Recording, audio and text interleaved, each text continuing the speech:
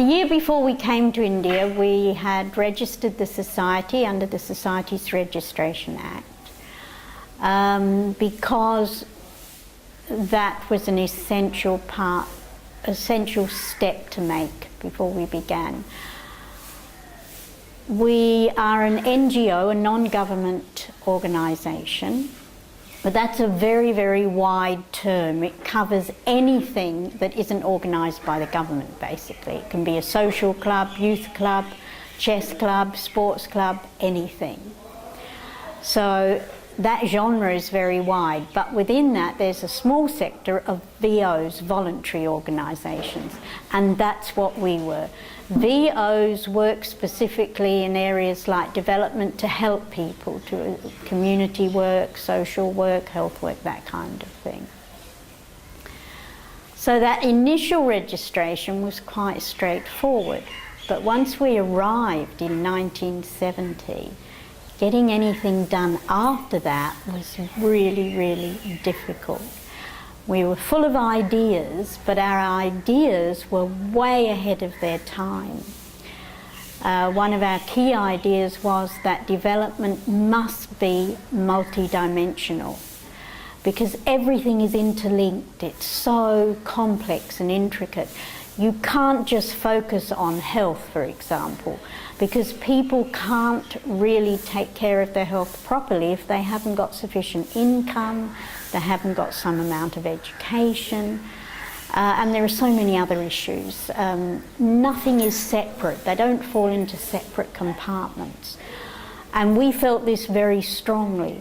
But at that time in the 70s, all the donors and development agencies focused on a mono-dimensional approach. So they would either do health or they'd do education or income generation, but they never tried to do more than one at a time.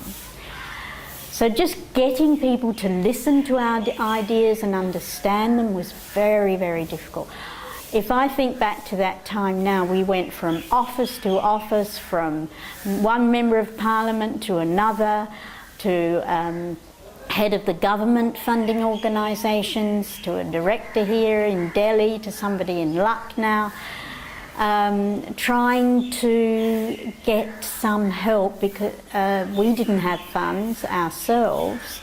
There were funds available, but trying to get into to get access to them was extremely difficult.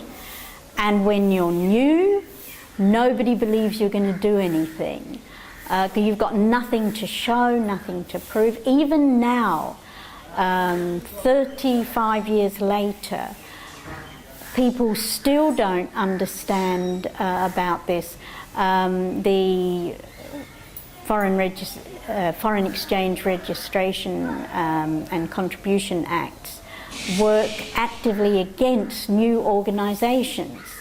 They won't even consider them till they've been working at a minimum of 3 years. Now, how do they get going for the first 3 years? And nobody considers that. That the whole focus is on reducing poverty. There's a clear deadline. There's the Millennium Goals, which all governments say that they're following and they want to achieve. Yet India, more than any other third world country, is making it very difficult for VOs to do that job. And although the government's got its own schemes, the government schemes are not very effective. Their implementation is very poor, very slow, and they're absolutely rife with the problems of corruption.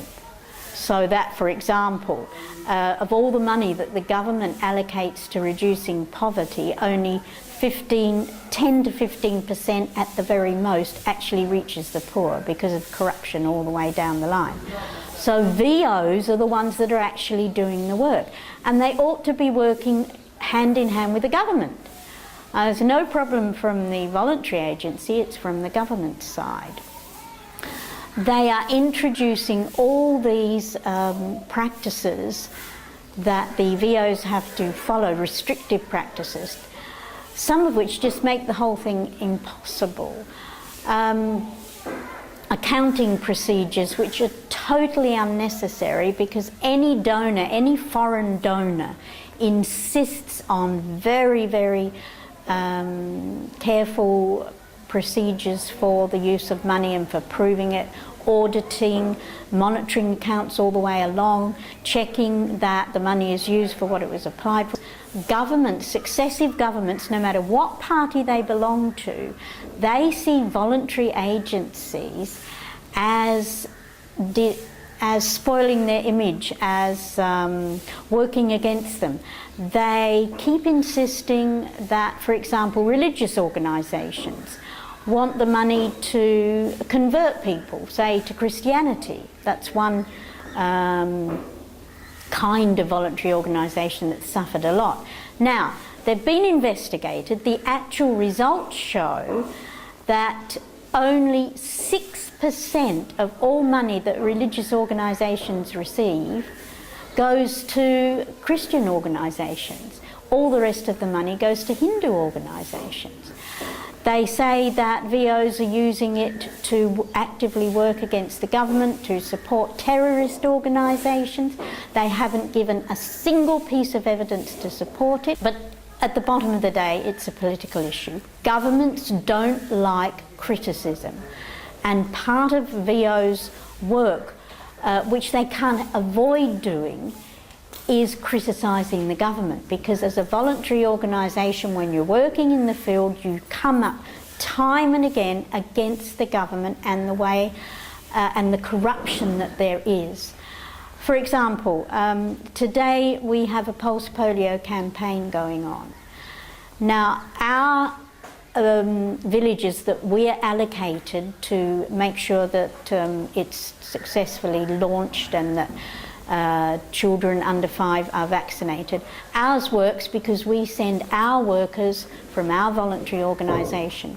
Where it's left entirely in the hands of government doctors, government health workers, it always has a very, very poor rate of success because of the way they do their job, their attitude to the villagers, the fact that they're used to just sitting back and waiting for people to come to them, whereas our workers will go round house to house. I can remember last year seeing one of our students from the college bringing a baby to the centre. The mother couldn't come out of the house. I've forgotten why. But it's often difficult for young women to come with the child, particularly if they're the youngest wife in the family. There are cultural reasons why they can't. So he brought the baby himself. Government workers would never do that. People have to come to them. They're very conscious of their status. And then none of the government health services are ever free. On paper they are, but if you want proper treatment, you have to pay something under the table. So the voluntary organisations are bound to criticise the government. Not always so negatively, often the idea is, look, if you did this instead of that, then it would work much better and it'd be more effective. So the criticism can be positive, but governments don't like criticism. They don't like being shown up.